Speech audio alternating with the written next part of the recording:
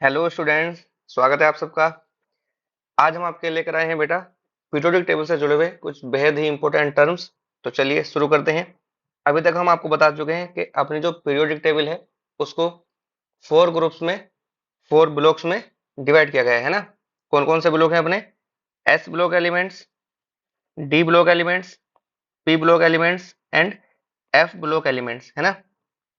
अभी तक हम सीख चुके हैं कि इस पीरियोडिक टेबल को कैसे बनाते हैं और किसी एलिमेंट की अगर हमें पोजीशन पता लगानी है, यानी कि वो कौन से ग्रुप में है, कौन से पीरियड में है और कौन से ब्लॉक में है, तो वो सब अभी तक हम सीख चुके हैं। साथ ही एक वीडियो में हमने आपको शॉर्ट ट्रिक बताई है कैसे हम पूरी पीरियोडिक टेबल को, यानी कि जितने भी 118 एलिमेंट्स हैं उन सबको इजी तरीके से कैसे याद कर सकते हैं, है ना। तो चलिए आज का हम स्टार्ट करते हैं। अपना जो एस ब्लॉक एलिमेंट है उसमें बेटा फर्स्ट एंड सेकंड ग्रुप आते हैं ना। First group and second group. First group के जो एलिमेंट्स हैं उनको बोलते हैं एल्कली मेटल्स। क्या बोला जाता है इनको बेटा? Alkali metals. हिंदी में अगर बात करें तो क्षार धातुएं इनको बोलते हैं। ग्रुप सेकंड की अगर हम बात करें तो इनको बोला जाता है alkaline earth metals. Alkaline earth metals. Hindi में अगर बात करें तो क्षारीय मृदा धातुएं इनको बोला जाता है। इसमें जो अपना फर्स्ट एलिमेंट है बेरिलियम, वो इसका एक्सेप्शन है, यानी कि अपवाद है, क्योंकि इसके जो ऑक्साइड हैं वो एम्फोटेरिक नेचर के होते हैं। एम्फोटेरिक नेचर यानी कि इसके जो ऑक्साइड हैं वो एसिडिक के साथ साथ बेसिक नेचर भी शो करते हैं। इसलिए इसको छोड़कर बाकी जो अपने एलिमेंट है magnesium, calcium, strontium, barium, radium, इन सब एलिमेंट को हम बोलते हैं एल्कलाइन अर्थ मेटल्स। ठीक है। जो अपने फर्स्ट ग्रुप में आते हैं lithium, sodium, potassium, rubidium, caesium and francium, ये सब अपने कहलाते हैं एल्कली मेटल्स। ठीक है। दूसरी इंपॉर्टेंट बात, इन सब का जो जनरल इलेक्ट्रॉनिक कॉन्फ़िगरेशन है, जनरल इलेक्ट्रॉनिक कॉन्फ़िगरेशन वो होता है बेटा NS1, और एल्कलाइन अर्थ मेटल्स का होता है NS2। ठीक। चलिए अब बात करते हैं जो अपने डी ब्लॉक एलिमेंट्स हैं। डी ब्लॉक एलिमेंट्स को ट्रांजिशन एलिमेंट्स भी बोला जाता है। Transition elements. हिंदी में अगर बात करें तो इसको बोलते हैं संक्रमण तत्व। ठीक। इसमें से भी अपने जो थर्ड ग्रुप से लेकर 12 ग्रुप तक जो एलिमेंट्स हैं वो आते हैं। जो 12 ग्रुप के एलिमेंट्स हैं, यानी कि जो 12वां ग्रुप है, इसके एलिमेंट्स एक्सेप्शन होते हैं, यानी कि ये अपवाद है। इनको छोड़कर जितने भी डी ब्लॉक एलिमेंट्स हैं वो कहलाते हैं ट्रांजिशन एलिमेंट्स। अभी हम समझेंगे कि ऐसा क्यों होता है। ठीक है। इसमें आपके आते हैं जिंक, कैडमियम, मरकरी, और अगर आगे चलेंगे तो कोपर्निशियम भी इसमें आता है। जो अपना 11वां जो ग्रुप है इसका बहुत ही स्पेशल नाम है। इनको बोलते हैं कोइनेज मेटल्स। कोइनेज मेटल्स, बिल्कुल सही समझा आपने बच्चों। ये पुराने जमाने में कोयंस बनाने में, यानी कि सिक्का बनाने में काम आता था, इसलिए इसको हिंदी में सिक्का धातुएं भी कहते हैं, है ना। आप इसको जो एलिमेंट्स हैं उनके नाम देखकर बड़े आसानी से समझ सकते हैं कि ये पुराने जमाने में सिक्का बनाने में काम आती थी धातुएं। जैसे कॉपर, सिल्वर एंड गोल्ड, ये बहुत ही फेमस मेटल्स हैं जो कि कॉइन्स बनाने में, यानी कि सिक्का बनाने में काम आती थी, इसलिए इस वाले ग्रुप के एलिमेंट्स को हम कॉइनेज मेटल्स भी बोलते हैं। अगर बात करें इनके जनरल इलेक्ट्रॉनिक कॉन्फ़िगरेशन की, तो इनका जो जनरल इलेक्ट्रॉनिक कॉन्फ़िगरेशन है वो होता है बेटा N-1 DNS, यानी कि डी में आपके 1 से लेकर 10 तक इलेक्ट्रॉन्स आ सकते हैं और एस में आपके 0 से लेकर 2 तक इलेक्ट्रॉन्स आ सकते हैं। अब हम चलते हैं बच्चों पी ब्लॉक एलिमेंट पर। पी ब्लॉक एलिमेंट में जो अपना 13 ग्रुप है, इसका फर्स्ट मेंबर क्या है? बोरोन। ठीक। यहां पे ले देता हूं मैं 13, 14, 15, 16, 17 एंड 18। 18 ग्रुप को हमने समझा था, इसको जीरो ग्रुप भी बोलते हैं। क्योंकि ये सब इनर्ट गैसेस हैं और इनकी वैलेंसी 0 होती है। बिल्कुल सही। ग्रुप 13 जिसका फर्स्ट मेंबर क्या है, बोरोन, तो इसलिए हम इसको बोलते हैं बेटा boron family. Boron family. Group 14 जिसका फर्स्ट मेंबर है कार्बन, इसको हम बोलते हैं बेटा कार्बन फैमिली। ग्रुप 15 जिसका फर्स्ट मेंबर क्या है, नाइट्रोजन, इनको हम नाइट्रोजन फैमिली भी बोल सकते हैं, या इसका एक और नाम भी होता है जिनको बोलते हैं निक्टोजन्स। निक्टोजन्स, तो ये इनका एक स्पेशल नाम हुआ। ये जो एलिमेंट्स हैं जनरली वो फर्टिलाइजर्स बनाने में काम आते हैं। फर्टिलाइजर्स फॉर्मिंग हम इनको बोल सकते हैं, क्या बोल सकते हैं, फर्टिलाइजर्स फॉर्मिंग।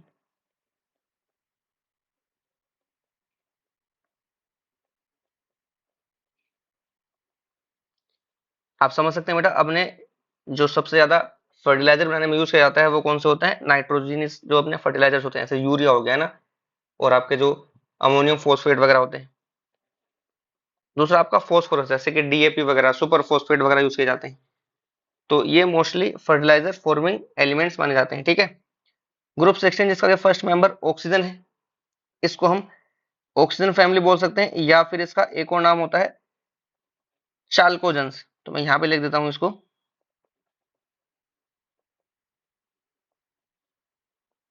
चाल्कोजेंस। ये नाम इसका पड़ा है और फॉर्मिंग टेंडेंसी के कारण। और फॉर्मिंग,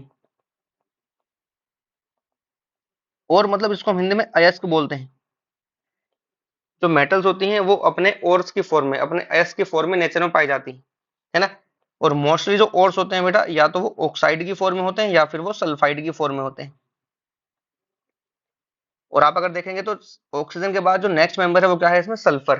तो या तो ऑक्साइड या फिर सल्फाइड, ये मोस्टली क्या होते हैं, ओर्स बनाने में काम आते हैं, इसलिए इनको और फॉर्मिंग कहते हैं, और इसलिए इसका नाम पड़ा क्या है, चाल्कोजेंस। बिल्कुल सही।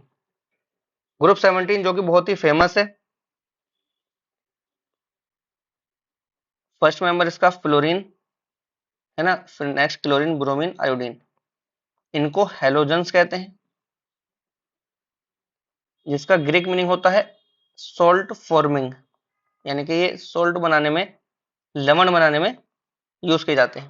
और आपको पता ही है इनके बहुत ही फेमस सोल्ट क्या होते हैं, जैसे कि NaCl, KCl, इसलिए इनका नाम पड़ा हेलोजेंस। तो ग्रुप 17 वाले जो अपने एलिमेंट्स हैं वो क्या कहलाते हैं बेटा, हेलोजेंस। ग्रुप 18, ये तो आप सबको पता ही है, ये सब कौन सी है, अपने इनर्ट गैसेस है ना, helium, neon, argon, krypton, xenon, radon, and last में अनअनओक्टियम। ये सब हम इससे पहले पढ़ चुके हैं। इन सबको क्या बोलते हैं, इनर्ट गैसेस, या इनको नोबल गैसेस भी बोला जाता है, ठीक। इस तरीके से अपनी पीरियोडिक टेबल के बारे में कुछ मोस्ट इंपोर्टेंट पॉइंट हमने सीख लिए है ना। चाल्कोजेंस क्या होते हैं, कोइनेस मेटल्स क्या होती हैं, alkali metals, alkaline earth metals क्या होते हैं। अब आते हैं एफ ब्लॉक एलिमेंट्स पर। इसमें आपको पता है दो सीरीज है अपने पास में, 4f series and 5f series. इनको हम लेंथेनोइड्स भी बोलते हैं क्योंकि ये लेंथेनम के बाद से स्टार्ट हुए थे। और 5f सीरीज को हम एक्टिनोइड्स भी बोलते हैं, ठीक, क्योंकि एक्टिनियम के बाद से शुरू हुए थे। इनको हम इनर ट्रांजिशन एलिमेंट्स भी कहते हैं, इनर ट्रांजिशन एलिमेंट्स।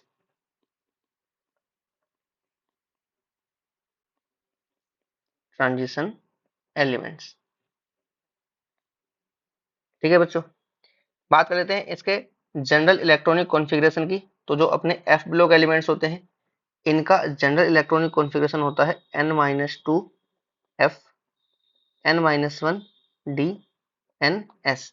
यहाँ पे ध्यान रखना, हम एफ ब्लॉक एलिमेंट पढ़ रहे हैं तो मेनली हम एफ वाले इलेक्ट्रॉन्स फिल करेंगे 1 से लेके 14 तक। कभी कभी एक्सेप्शन की वजह से डी वाले में इलेक्ट्रॉन चला जाता है, कभी कभी नहीं भी जाता है, और एस में अपने मैक्सिमम इलेक्ट्रॉन वही 2।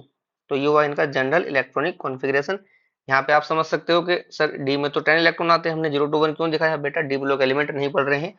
डी में एक्सेप्शनली यानी कि अपवाद के कारण कभी कभी इलेक्ट्रॉन चला जाता है, क्योंकि इनके बीच का जो एनर्जी डिफरेंस है 4f और 5d, यानी कि N-2f और N-1d, इनके बीच का जो एनर्जी गैप है वो बहुत कम होता है, जिस वजह से इलेक्ट्रॉन कभी कभी डी में जंप कर जाता है ना। बट मोस्टली हम जो इलेक्ट्रॉन भर रहे हैं वो एफ वाले में फिल कर रहे हैं, ना कि डी वाले में। पी वाले की बात करते हैं तो यहाँ पर अगर हम जनरल इलेक्ट्रॉनिक कॉन्फ़िगरेशन दिखाएं तो बोरॉन फैमिली का होता है बेटा NS2 NP1, कार्बन फैमिली का NH2 NP2, नाइट्रोजन फैमिली का NH2 NP3, ऑक्सीजन फैमिली का NH2 NP4, और जो अपने हेलोजन्स हैं उनका NH2 NP5। और बिल्कुल से आप समझ गए होंगे जो इनर्ट गैसेस हैं इनका होता है बेटा NH2 NP6। ठीक, अब बात कर लेते हैं बोहर साहब, जो कि एक बहुत ही फेमस साइंटिस्ट हैं। उन्होंने क्या क्लासिफिकेशन दिया अपना, इन्होंने कहा कि चलो पीरियोडिक टेबल आपने बना ली, बहुत बढ़िया, हम भी कुछ चीजें बताते हैं किस तरीके से इनका क्लासिफिकेशन करना चाहिए, है ना। तो उन्होंने अपना खुद का भी एक क्लासिफिकेशन दिया, इसको समझ लेते हैं एक बार। इन्होंने एलिमेंट्स को मेनली 4 कैटेगरी में डिवाइड किया। कितनी कैटेगरी में? 4 कैटेगरी में। एक इनर्ट गैसेस, एक रिप्रेजेंटेटिव एलिमेंट्स, इनको हिंदी में बोलते हैं प्रतिनिधि तत्व, थर्ड ट्रांजिशन एलिमेंट जिनको बोलते हैं संक्रमण तत्व, और फोर्थ इनर ट्रांजिशन एलिमेंट, इसको बोलते हैं आंतरिक संक्रमण तत्व। ये हमने मोस्टली यहाँ पे पढ़ लिए। इनर्ट गैसेस आपको पता है बेटा, जो अपने ग्रुप 18 वाले एलिमेंट्स है ना, ग्रुप 18 के जो एलिमेंट्स हैं वो सब के सब इनर्ट गैसेस में आते हैं। रिप्रेजेंटेटिव एलिमेंट्स क्या माने इन्होंने, जो एस ब्लॉक एलिमेंट है एंड पी ब्लॉक एलिमेंट्स है, इनको कंबाइन करके, यानी कि total S and P block elements को मिलाकर हम बोलते हैं रिप्रेजेंटेटिव एलिमेंट्स या प्रतिनिधि तत्व। ठीक, ट्रांजिशन एलिमेंट में हमने आपसे कहा था डी ब्लॉक एलिमेंट्स, लेकिन उसमें एक एक्सेप्शन था, आपको ध्यान आ रहा होगा, ग्रुप 12। ये क्यों? क्योंकि सभी डी ब्लॉक एलिमेंट को ट्रांजिशन एलिमेंट नहीं कहते, वे डी ब्लॉक एलिमेंट जिनके पास इनकम्प्लीट डी सबसेल होते हैं, इनकम्प्लीट डी सबसेल, उन्हीं एलिमेंट्स को ट्रांजिशन एलिमेंट बोला जाता है।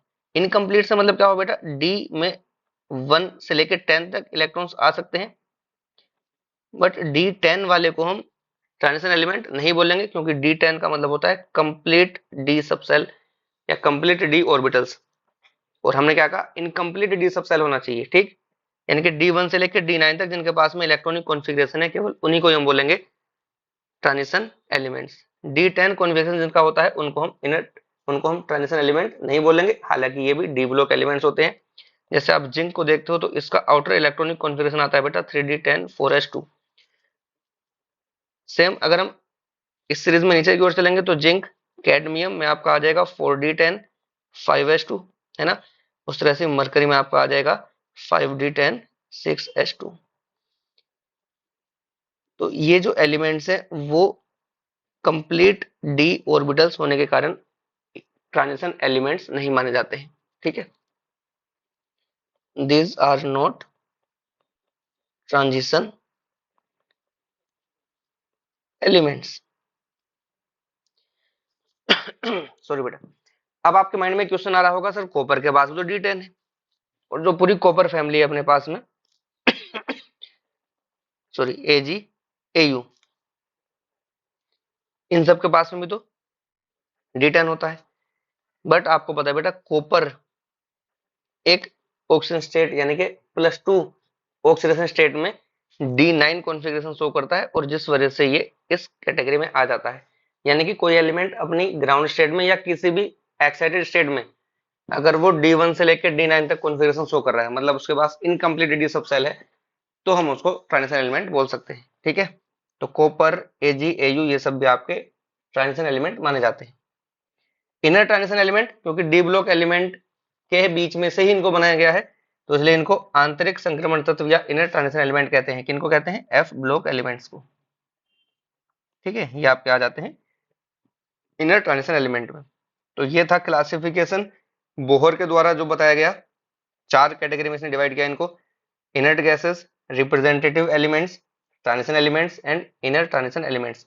अब कुछ और एलिमेंट्स की बात कर लेते हैं, जैसे कि ट्रांस यूरेनिक एलिमेंट्स। यहाँ पे आपको समझ में आ रहा होगा, जो यूरेनियम एलिमेंट है, यूरेनियम से ये वर्ड लिया गया है, ट्रांस यूरेनिक एलिमेंट। यूरेनियम का जो एटॉमिक नंबर है बेटा वो होता है 92। तो इसके बाद वाले यूरेनियम के बाद वाले जितने भी एलिमेंट हैं वो सब आपके कहलाते हैं ट्रांस यूरेनिक एलिमेंट, है ना। एलिमेंट्स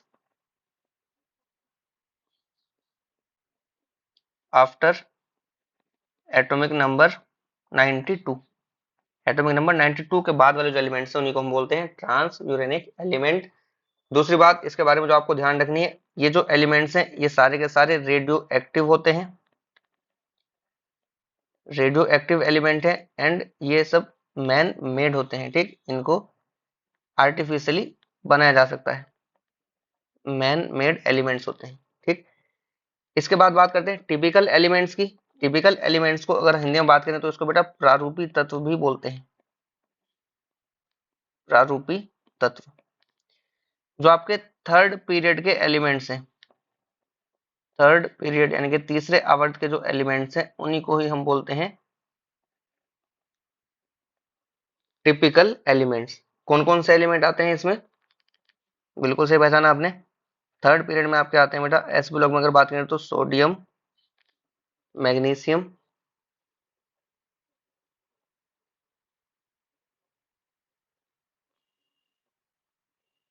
ठीक।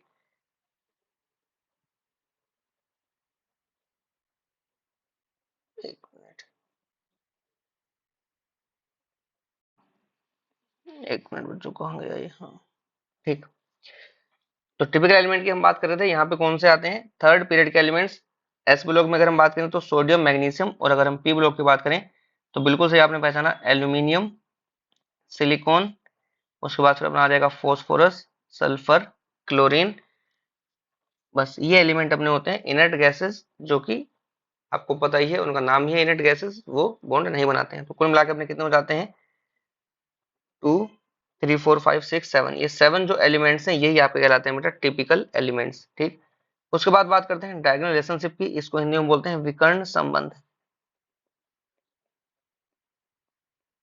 विकर्ण संबंध। डायगोनल रिलेशनशिप से आप समझ सकते हैं कि इसमें जैसे मैथमेटिक्स में आप पढ़ते हैं डायगोनल होता है कोई विकर्ण, बिल्कुल सेम उसी के जैसे यहाँ पे कुछ एलिमेंट हैं जो डायगोनली प्रॉपर्टी में सिमिलैरिटी शो करते हैं। कौन कौन से ऐसे एलिमेंट होते हैं, तो अपने कुछ सेकंड पीरियड के एलिमेंट हैं, सेकंड पीरियड जैसे कि लिथियम, बेरिलियम, बोरोन, ये अपने घर वालों से कम बनती है इनकी, है ना, और पड़ोसियों से ज्यादा बनती है।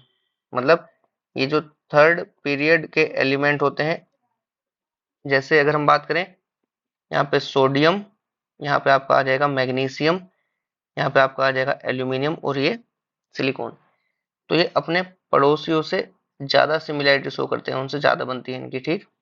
ये लिथियम मैग्नीशियम के साथ, बेरिलियम एल्यूमिनियम के साथ, और बोरोन सिलिकॉन के साथ डायगोनल रिलेशनशिप शो करता है, यानी कि ये जो एरो बता रहा है ये इनकी प्रॉपर्टीज में सिमिलैरिटी को बता रहा है, similarity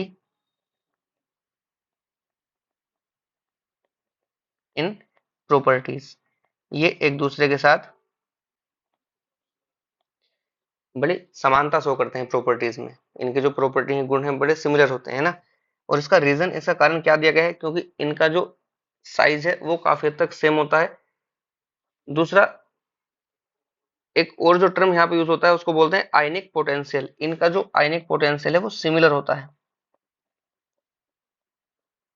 due to similar ionic potential.